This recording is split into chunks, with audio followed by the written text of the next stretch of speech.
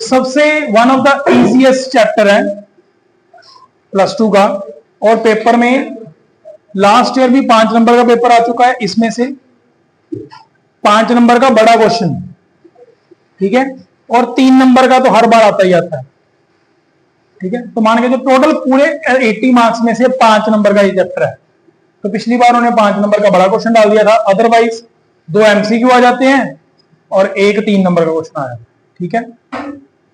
तो मतलब चैप्टर की वेटेज। हाँ जी बेटा, कर लिया आपने। टेबल्स और चेयर के लिए कितने पैसे हैं आपके पास? 50,000, ठीक है। हमने फाइंड करना है, क्वेश्चन कंप्लीट कर लेते हैं। Find the number of tables and chairs.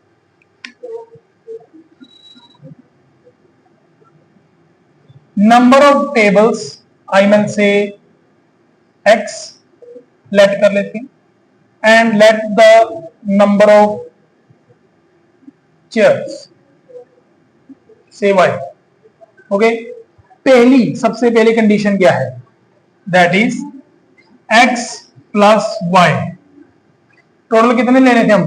कम से कम 60 लेने थे। It must be less than और equal to 60। At least word use किया हुआ ना, 60 से ज्यादा नहीं ले सकते, 60 ले सकते हैं, 60 से कम। और दूसरी कंडीशन क्या थी? दूसरी कंडीशन बनेगी 50,000 से ज्यादा पैसे नहीं लगा सकते। आपके पास कितने पैसे हैं? 50,000। तो इट मींस 50,000 पैसे लगाए और चेयर और टेबल आएंगे कितनी? कैसे बनेगा? एक टेबल कितने का है? 2500 का। मेरे पास कितने टेबल है? x। तो कितने पैसे लगेंगे? प्लस एक चेयर कितने की है? कितनी चेयर्स हैं? y। It must be greater than 50,000 और लेस देन 50,000?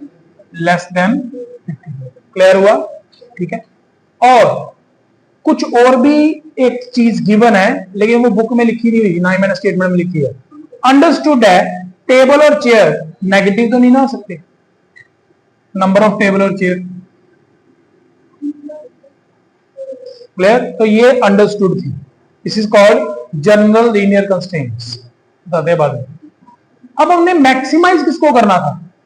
प्रॉफिट को। प्रॉफिट को करना था ना। प्रॉफिट टेबल के ऊपर कितने का प्रॉफिट हो रहा है? हर टेबल के ऊपर, और उसके चेयर के ऊपर। So this kind of structure is called linear programming problem, जिसमें हम लोग मैक्सिमाइज और मिनिमाइज वैल्यूज फाइंड करने जा रहे हैं। जैसे कि हमने एप्लीकेशन डेरिवेटिव में भी यही किया था ना, मैक्सिमम वैल्यू और मिनिमम वैल्यू। तो मैं इस तरह से पूरा सिलेबस चलाता हूं। जैसे ही वो मैक्सिमम वाला कंसेप्ट खत्म हुआ, उसके बाद ये आ गया। इसमें भी हमने क्या चेक करना है? यहां तो z की मैक्सिमम वैल्यू चेक करेंगे, फाइंड करेंगे, यहां तो z की मिनिमम वैल्यू फाइंड करेंगे। हाँ, z आपके क्वेश्चन में अभी तक प्रॉफिट है, लेकिन वर्ड प्रॉब्लम्स हमारे सिलेबस से आउट है।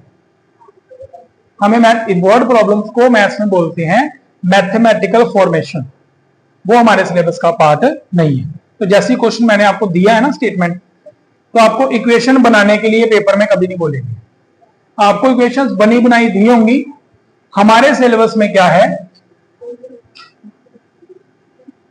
Solve LPP by graphical method. तो हमने ग्राफिकल मेथड सीखना है। बस ग्राफ बनाना है, दैट्स इट। मैक्सिमम वैल्यू आ जाएगी, खत्म हो जाएगी। फिर थोड़ा लेंथी होगा बट इजी है, ठीक है। तो आपको ये चीजें गिवन होंगी। अब इन चीजों में क्या क्या है, इसको क्या बोलते हैं, वो सीखते हैं।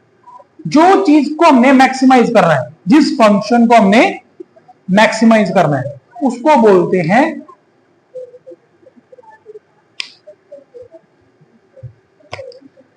Objective function. क्या बोलते हैं? Objective function. क्लियर? जिसको हमने क्या करना है, या तो मैक्सिमम या तो मिनिमम, ठीक है। ये जो हमारी लीनियर इनइक्वालिटीज वाली इक्वेशंस बनी है, इनको बोला जाता है लीनियर कंस्ट्रेंट्स। कंस्ट्रेंट्स का मीनिंग होता है कंडीशंस। क्या मीनिंग होता है? कंडीशंस। ठीक है, कंडीशना, रुकावटा। ठीक है, और ये जो दो हैं इनको बोला जाता है जनरल लीनियर कंस्ट्रेंट्स। ठीक है, ये मोस्टली आपको हर सम में मिल जाएंगे। इसका मीनिंग क्या होता है? एक्स और वाई ग्रेटर देन जीरो, मतलब फर्स्ट क्वाड्रेंट। तो जो भी आपका ग्राफ बनेगा it should lie in the first quadrant.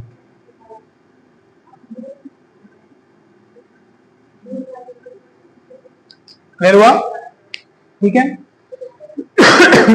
उसके बाद नेक्स्ट हेडिंग आती है,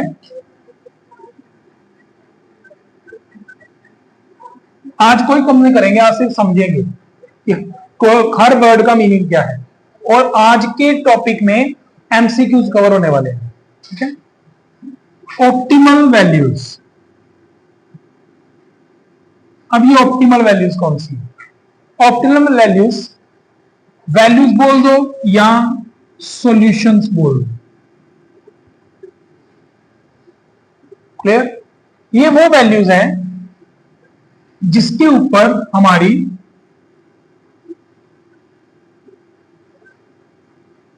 it is those values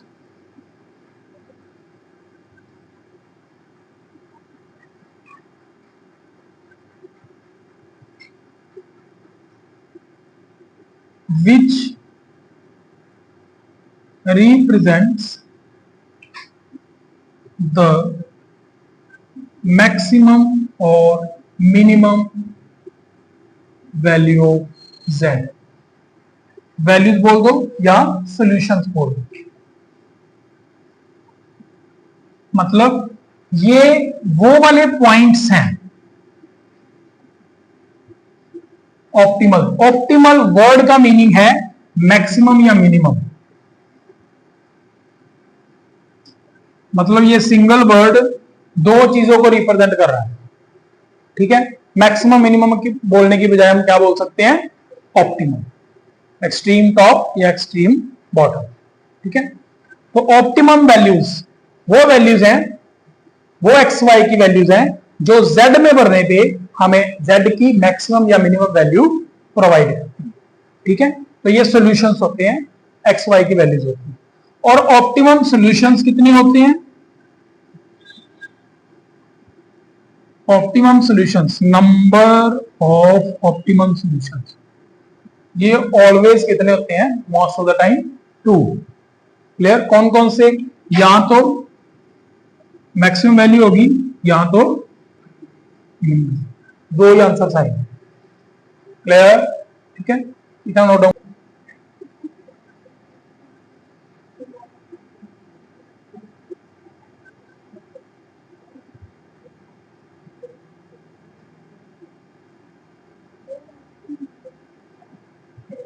Z is a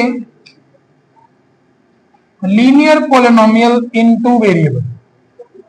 Z, ये एमसीक्यू में आ जाता है क्वेश्चन कि व्हाट इज ऑब्जेक्टिव फंक्शन। ठीक है, और नीचे ऑप्शंस होती हैं। Objective function is a polynomial, objective function is a quadratic equation, objective function is a boundary.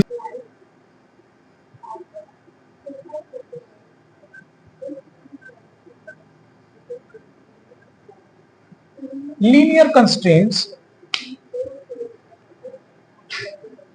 these are inequalities, these are the linear inequalities। लिखो, these are the linear inequalities,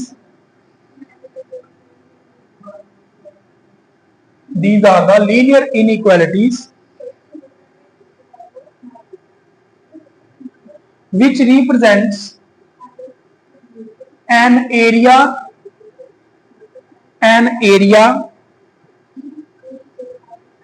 in a feasible region,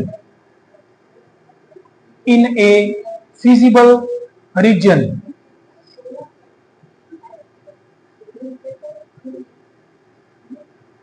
Every linear constraint every linear constraint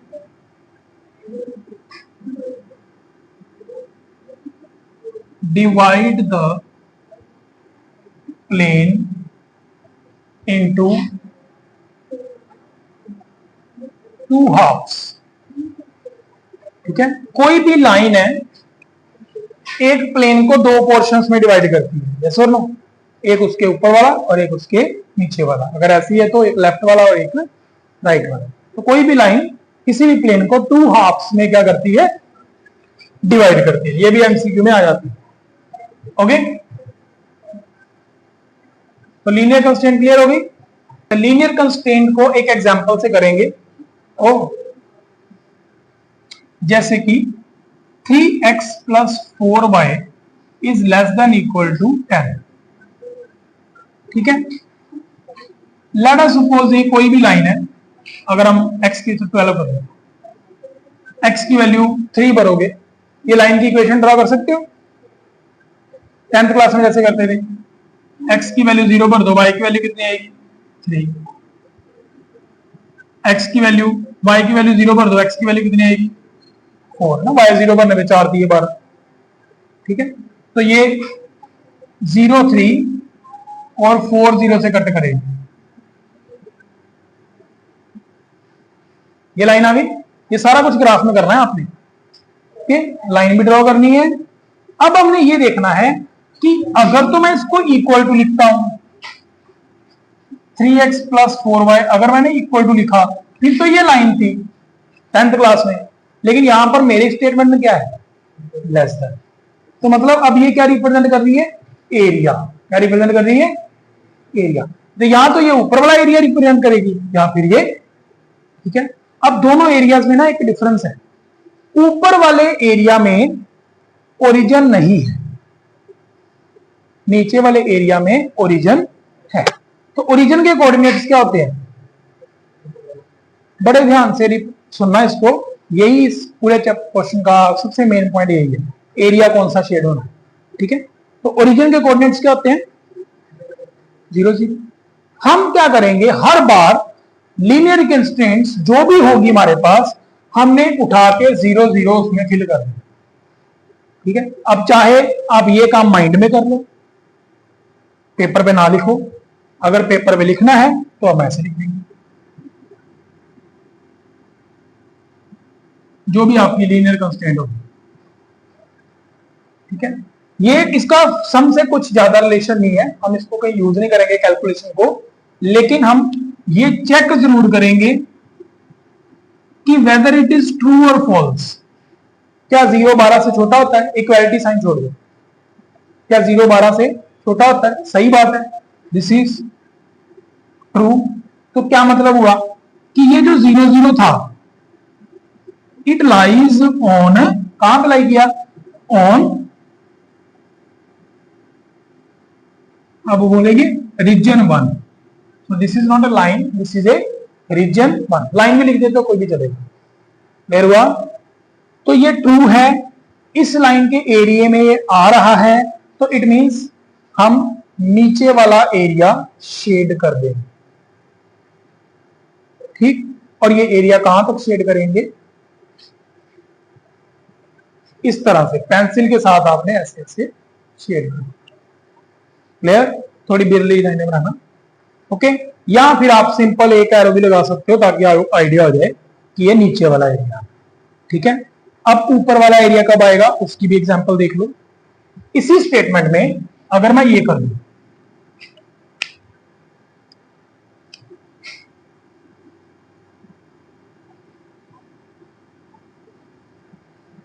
कुछ नहीं, सिर्फ greater than कर दिया। अब आप 0 0 भर के देखो इधर,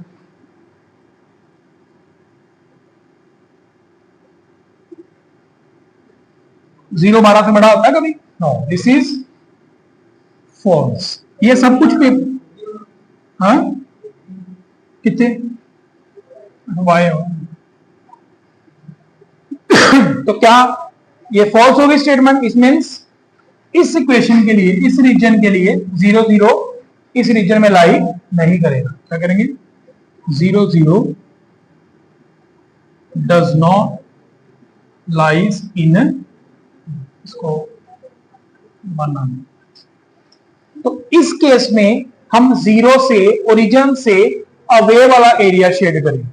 तो कौन सा एरिया शेड होगा?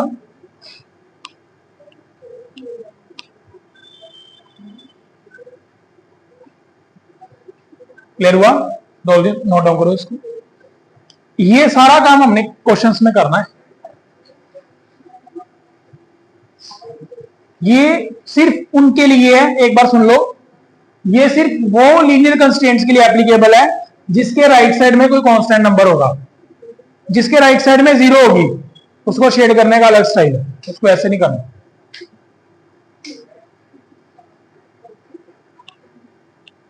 तो एक मैंने अभी आपको बेसिक बताया कि इस तरह की लीनियर कंस्ट्रेंट को कैसे शेड करेंगे।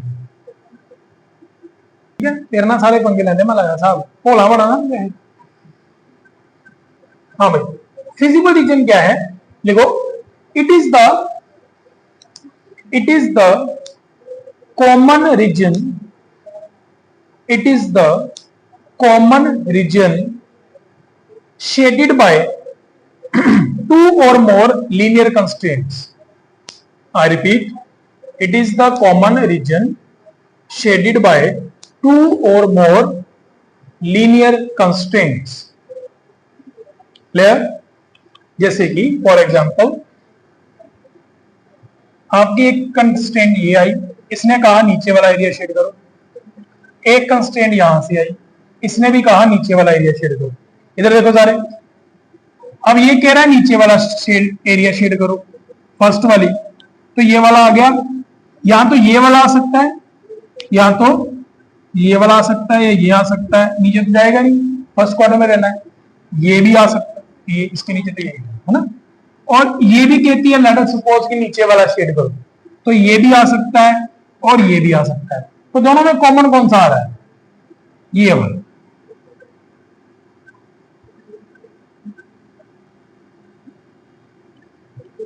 तो आपने इसको प्रॉपरली शेड करना है पेंसिल के साथ। वो करते ना पेंसिल को ऐसे टेढ़ा करके, ऐसे ऐसे ऐसे ऐसे करके, है ना। फिर कुछ लोग तो आर्टिस्ट होते हैं, वो फिंगर के साथ ऐसे ऐसे भी कर देते हैं, कॉटन भी लेके जाते हैं। ठीक है, तो प्रॉपरली शेड कर देना। अब शेडिंग इतनी इंपॉर्टेंट क्यों है? मार्किंग देख लो क्या होती है। इस ग्राफ के 1.5 नंबर होता है, ग्राफ पेपर मिलेगा आपको, उस पर अपने ये ड्रॉ करना है। जिसने लाइनें लगा दी है ठीक, उसको मिलता है 1 नंबर। जिसने एरिया सही शेड किया है आधा नंबर उसको मिलेगा। क्लियर? और एरिया शेड करना जरूरी क्यों है?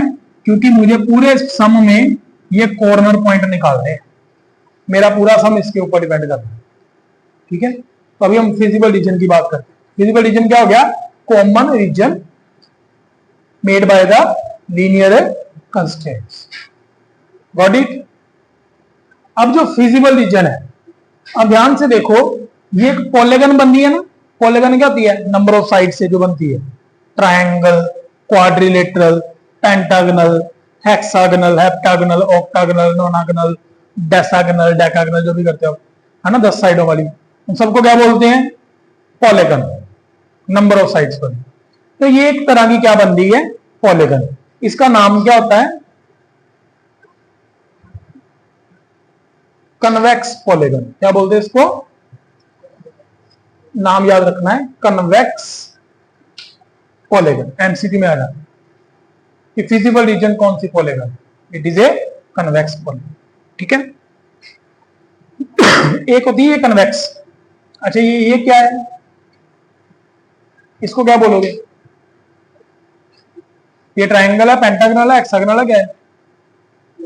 ये क्वाड्रिलेटरल है। ये क्या है? क्वाड्रिलेटरल।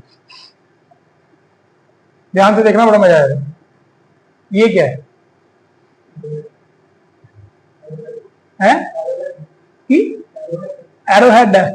इन्हों डालो फिर एरो कितना आसान लगी। मैं इन्हों ਇਹਦਾ ना जशन बड़ा आसान है। कोई नहीं, कोई गल लग जी ना किसी ਨੂੰ, ओए होए वखियां दूरी आंदा जांदा ही लगता है हेड पे। बट इस फिगर को क्या बोलेंगे? ये भी, इधर देखो सारे, ये भी क्वाड्रिलेटरल है और ये भी क्वाड्रिलेटरल है, दोनों के दोनों क्वाड्रिलेटरल है। क्वाड्रिलेटरल, इसकी भी 4 साइड है, इसकी भी 4 साइड है। This is called convex and this is called concave polygon. ठीक है, कन्वेक्स के सारे एंगल 180 से छोटे होते हैं, इसका एक इंटीरियर एंगल 180 से बड़ा होता है। क्लियर? ठीक है, तो ये कनकेव है, वो कन्वेक्स। हम लोग कन्वेक्स के पास डील करते हैं। ठीक है, ऐसी फिगर हमारे यहाँ पे नहीं बनेगी। क्लियर हो गया? फिजिबल रीजन हमें पूरा क्लियर हो गया, जल्दी नोट डाउन करो। अच्छा, फिजिबल रीजन के साथ एक और वर्ड ऐड करो। This region is also known as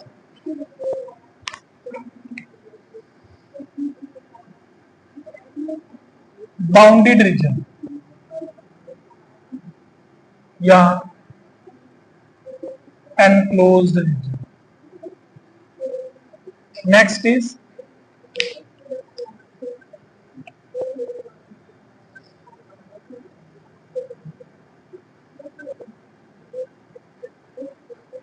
invisible region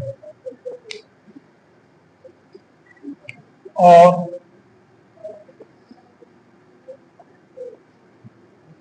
unbounded region. अगर आपको इस तरह से लीनियर कंस्ट्रेंट्स मिल जाए जिसमें ये भी एरिया बाहर की तरफ शेड हो रहा है, ये भी इधर इधर, तो ये सारा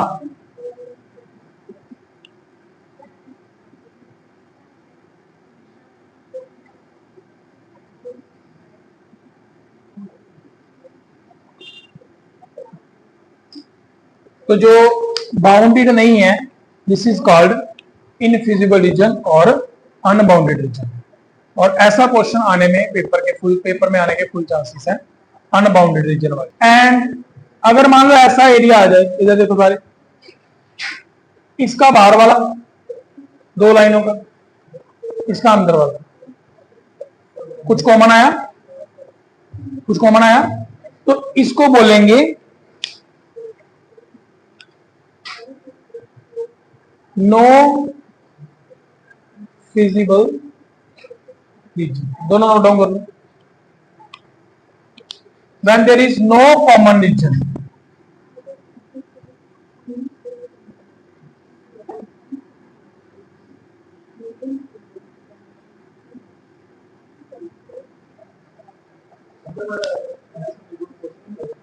इस पे मैक्सिमम मिनिमम कुछ एग्जिस्ट नहीं करेगा।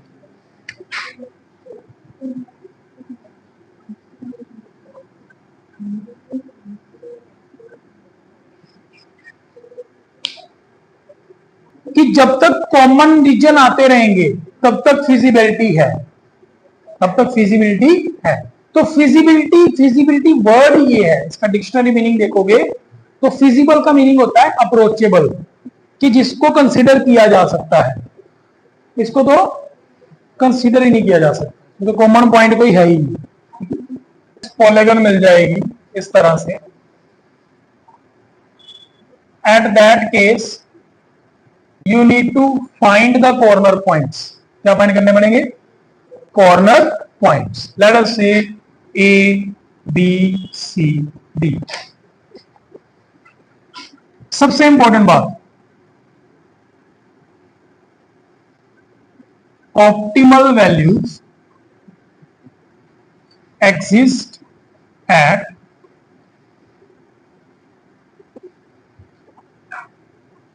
कॉर्नर पॉइंट्स है कि नहीं? सबसे इंपॉर्टेंट बात, मतलब मैक्सिमम और मिनिमम वैल्यू किसी भी लीनियर प्रोग्रामिंग प्रॉब्लम्स की किसके ऊपर एग्जिस्ट करेगी? Corner points. क्लियर? तो उसके बाद में ये हमारा लास्ट स्टेप होगा हमारे सम का। जब आप कॉर्नर पॉइंट निकाल लोगे, you will make a table. Left side में आप लोग कॉर्नर पॉइंट्स लिखेंगे,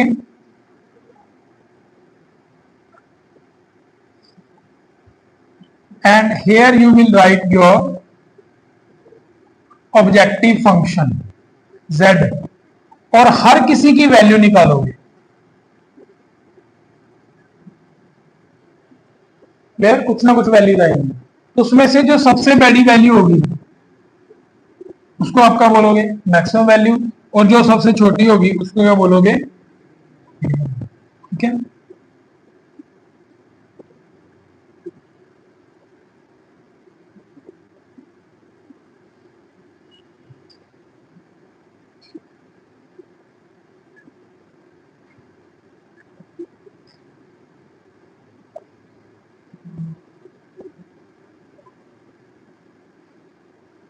बात समझ में आई। इन्हीं चारों में से जो सबसे बड़ी है वो मैक्सिमम वैल्यू, इन्हीं चारों में से जो सबसे छोटी है वो मिनिमम वैल्यू। जल्दी नोट डाउन करो, एक बड़ा इंटरेस्टिंग फैक्टर आने वाला है इसके बाद। ये टाइम आया, हो गया टाइम हमारा, 2 मिनट में खत्म कर लगे, कल क्वेश्चनिंग करेंगे सीधा। एक ऐसा केस, मान लो आपने कॉर्नर पॉइंट फिल किया ए और बी, उस पे वैल्यू आ गई अल्फा और उस दूसरे पे भी क्या आ गई, अल्फा। लिखना बंद कर दो एक बार, इस पे भी वैल्यू क्या आ गई अल्फा और इस पे भी क्या आ गई अल्फा, और दोनों वैल्यू है लेट अस सपोज मैक्सिमम। कौन सी है, मैक्सिमम। तो ग्राफ में आ जाओ, ये रहा ए पॉइंट और ये रहा बी। जब आपके दो पॉइंट मैक्सिमम वैल्यू दें या मिनिमम वैल्यू दें, दो पॉइंट, एट दैट केस आपके पास इनफाइनाइट ऑप्टिमम सॉल्यूशंस होंगे। कितने सॉल्यूशन होंगे, और वो सारे सॉल्यूशन कहां पे लाई करेंगे, line joining those two points. ठीक है, तो कैसे लिखेंगे, Z have maximum value alpha at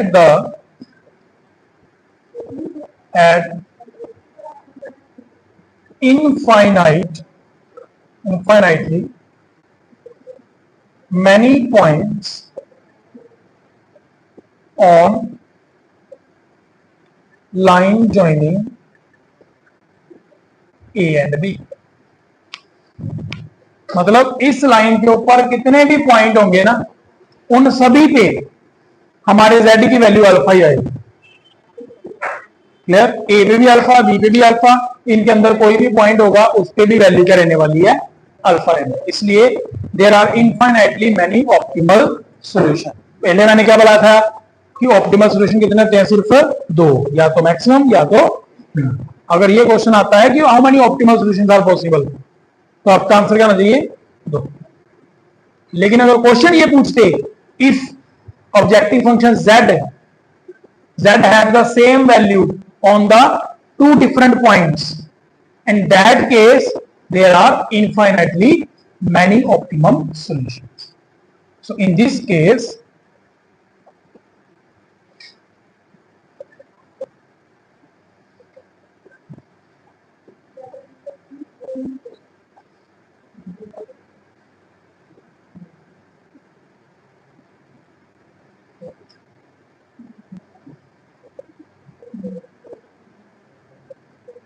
senior classes में जाओगे ना, तो ऑपरेशन रिसर्च करके एक बुक होती है, वो इसी चैप्टर के बेस्ड ऑन,